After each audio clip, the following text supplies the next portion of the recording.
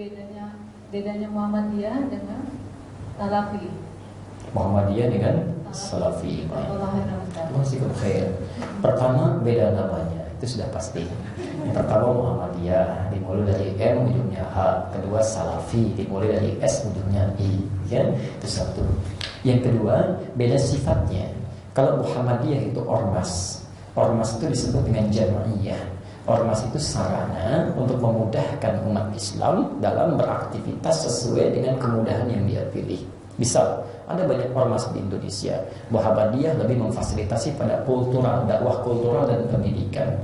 Misal, dari pendidikan ada membangun, misalnya dari mulai sekolah-sekolah sampai universitas tingkat paling tinggi, ada UMJ, UMG, ya. Kemudian di dekat-dekat sini ada juga, ya, ada UHAMKA dan sebagainya, dibangun supaya dengan pendidikan itu masuk nilai-nilai keislaman. Jadi sarana sifatnya.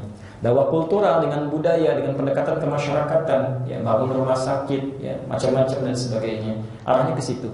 Juga punya fokus saat mulai didirikan Kiai Ahmad Dahlan, terinspirasi oleh Syekh Muhammad Rashid Ridha, ya, dengan nasihat gurunya juga yang menjadi guru yang sama pada Kiai Haji Muhammad Hashim Al-Asy'ari, namanya Syekh Ahmad Khatib Al-Minangkabawi. Jadi ingat, ya, Kiai Haji Hashim Asy'ari dengan Kiai Haji Ahmad Dahlan itu sesungguhnya saat mulai berangkat ke Mekahnya pun sebelum berangkat itu punya guru yang sama, karena dua-duanya bersaudara. Belajarnya pertama di Semarang lewat Kiai Haji Saleh Darat, kemudian dia lihat, oh ini bagus nih, ya cepat paham, diberikan kitab, sudah pergi saja ke Mekah, berangkatnya sama-sama, dan di Mekah gurunya sama, namanya Syekh Ahmad Khatib dari Minangkabau atau dari Sambas, dikenal dengan Syekh Ahmad Khatib As-Sambasi, ada yang menyebut Syekh Ahmad Khatib Al-Minangkabawi. Ya, pendirinya, mohon maaf, dua-duanya ini Ahmad Dahlan asalnya bukan Ahmad Dahlan namanya, asalnya Muhammad Darwish. Cuma nanti sepulang dari Makkah dirubah namanya menjadi Syekh Ahmad Dahlan. Ya, Hashim Asy'ari tetap dengan nama yang sama. Pulanglah beliau setelah belajar, pulang ke Nusantara, ya, sekarang dikenal dengan Indonesia, melihat ada hal-hal yang tidak tepat, ya. Ada yang berlebihan meminta kepada kuburan, minta sesajen, minta macam-macam dan sebagainya. Dan secara akidah sudah keliru. Ya, orang menyembah Allah katanya Islam, tapi yang dibawa-bawa sapi. Ya, mohon maaf gitu, ya. Yang punyanya aja Pak Slamet, misal itu kan menyembahnya kepada Allah. Ini kiainya diberi nama Kiai Slamet, tapi sapi bentuknya, ya. Nah, atau kerbau, ada kerbau Kiai Slamet kan, yang disebut demikian. Nah, itu sudah salah arah gitu. Ada yang nyembah binatang, ada yang nyembah benda, macam-macam, maka diluruskan. Maka untuk mempermudah itu, kalau sendirian kan tidak mudah, maka didirikanlah satu organisasi disebut dengan jam'iyah, ormas, ya, organisasi masyarakat, bahasa Arabnya jam'iyah, untuk memudahkan dakwah itu supaya sampai dengan baik. Misi pertamanya memperbaiki akidah supaya benar, lurus, baik. Itu sepakat, saudaranya pun paham. Kiai Haji Hasan Asy'ari itu mengerti betul, ya. Kemudian yang kedua tadi, kultural dengan pendidikan supaya lebih pintar, lebih bagus, lebih maju cara pemikirannya. Maka itu arahnya, ya. Sisi yang lain melengkapi. Misal NU didirikan itu 14 tahun setelah Muhammadiyah didirikan. Muhammadiyah 18 November 1912, NU 31 Januari 1926. Untuk membackup di Turaf, di Kiai Haji Muhammad Hashim Asy'ari ketika pulang, beliau tahu Kiai Ahmad Dahlan berdakwah dengan itu, tidak ada masalah. Buktinya selama 14 tahun tidak pernah mendirikan organisasi. Karena paham beliau, sudah ada diwakili oleh saudaranya, Kiai Haji Muhammad Ahmad Dahlan. Jadi setelah Kiai Haji Ahmad Dahlan wafat, ya, tahun 1925 wafat Kiai Ahmad Dahlan. Setahun setelah itu baru didirikan NU, Nahdlatul Ulama. Untuk memperkuat torasnya. Toras itu kitab-kitab klasiknya. Karena Kiai Haji Hasyim Asy'ari senang menulis. Makanya beliau membuat namanya langsung Nahdlatul Ulama. Kalau Kiai Haji Ahmad Dahlan mendirikan namanya Muhammadiyah, supaya dari akidahnya Muhammad kembali kepada apa yang Rasulullah bawa. Muhammad, dia itu nisbah, pengikut. Di pengikutnya Nabi Muhammad itu akidahnya mesti sama, tapi berpikiran lebih maju, mesti pintar, mesti berkembang dan sebagainya. Kiai Haji Hasyim Asy'ari kalau semua fokus di situ, siapa yang mengembangkan kitab-kitab turaf, pemikiran klasik itu?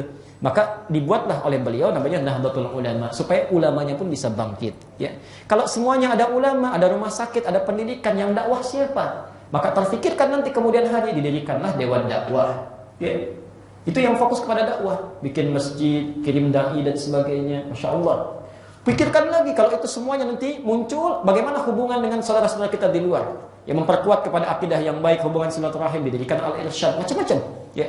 Semuanya nanti kalau beda-beda harus ada yang menyatukan, maka didirikan Persis lewat Ahasan itu, Persatuan Islam, macam-macam.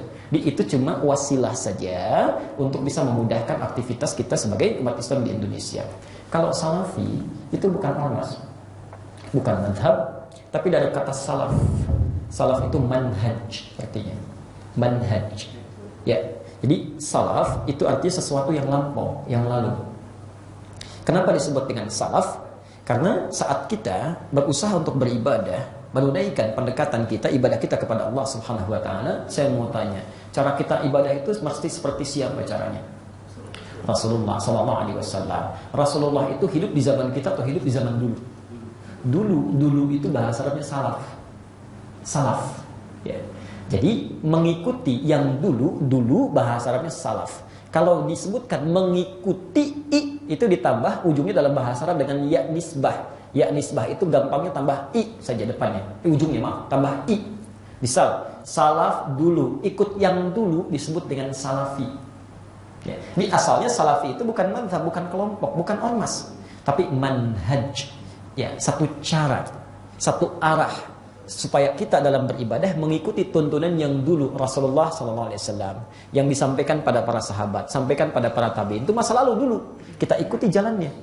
Ikuti jalannya. Nah, saat kita mengikuti jalan itu, maka cara kita disebut dengan salafi. Jadi sebetulnya semua orang Islam itu nggak ada yang nggak salafi, semuanya salafi. Semuanya salafi. Tidak mungkin. Ya kalau ada orang mengaku misalnya saya bukan salafi, berarti sholatnya beda itu.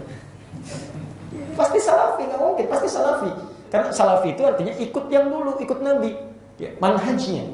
Di salafi itu bukan golongan tertentu, bukan kelompok tertentu, bukan misalnya eksklusif ini salafi yang lain bukan, tidak. Salafi itu manhaj. Nah, nanti satu saat saya akan tunjukkan. Ibu kalau mau saya bisa berikan slide-nya. Ya, jadi dari zaman Rasulullah mengajarkan pada para sahabat, sahabat mengajarkan pada para tabi'in, ya. Nah, sifat pengajaran Nabi itu ada dua. Yang pertama, ada yang satu dalilnya, satu contohnya. Maka ini artinya nggak boleh beda. Ya, misal antum takbir misalnya kan, Allahu Akbar begini. Dalilnya satu. Ya, diangkat kalau mau sejajar dengan bahu, Al-Bukhari nomor hadis 735, antum angkat begini, simpan di dada begini. Begitu diangkat disimpan. Ya.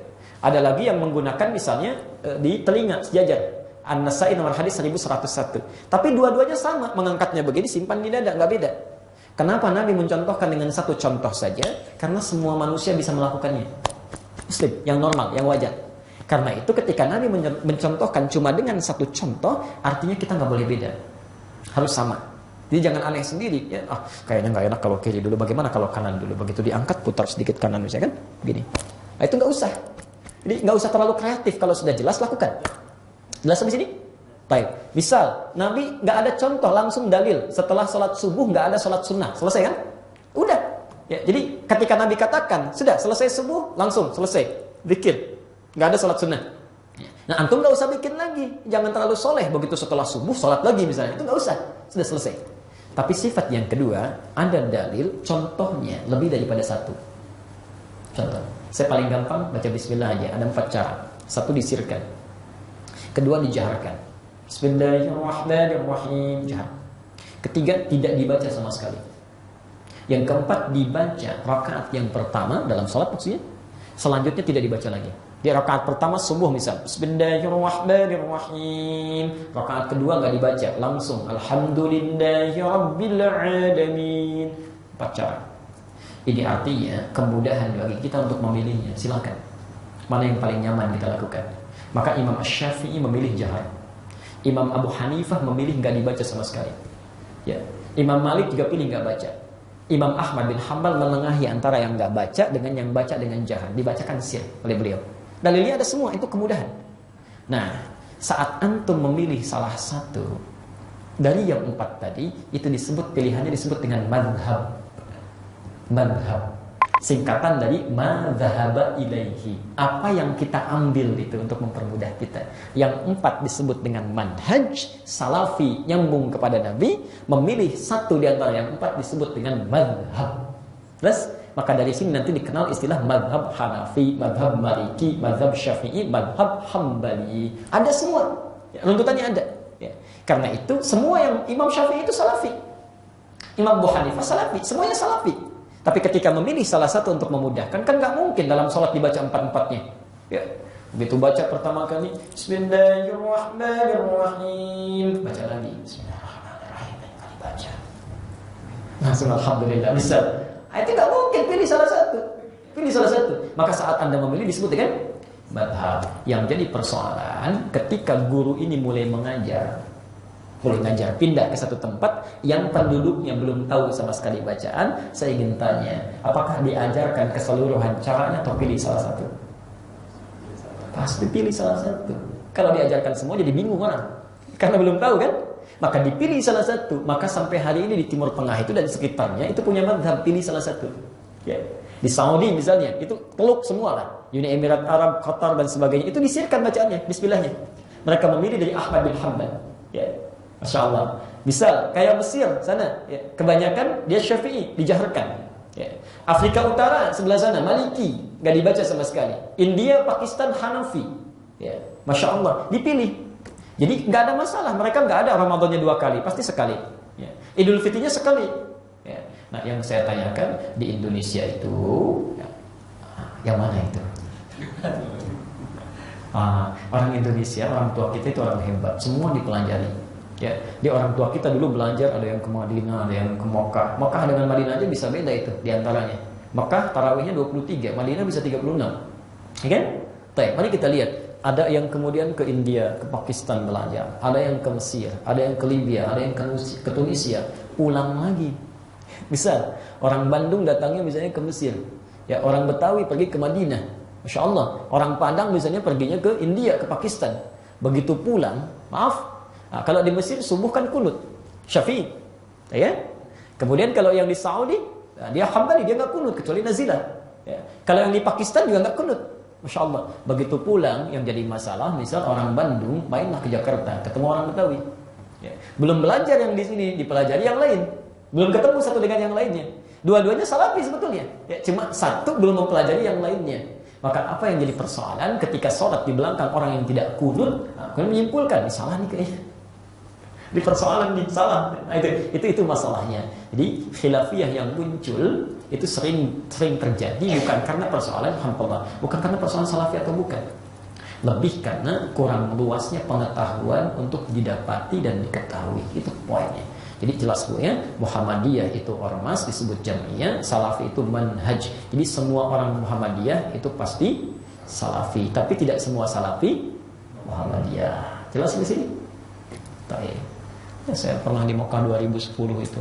Begitu nyambut rombongan yang pertama, Masya Allah, itu ke masjid, imamnya mimpin sholat isya itu. Kalau tidak keliru dulu Syekh Sudais, Alhamdulillahi Rabbil Alamin. Samping langsung bilang, ini kayaknya NU imamnya, Muhammadiyah imamnya.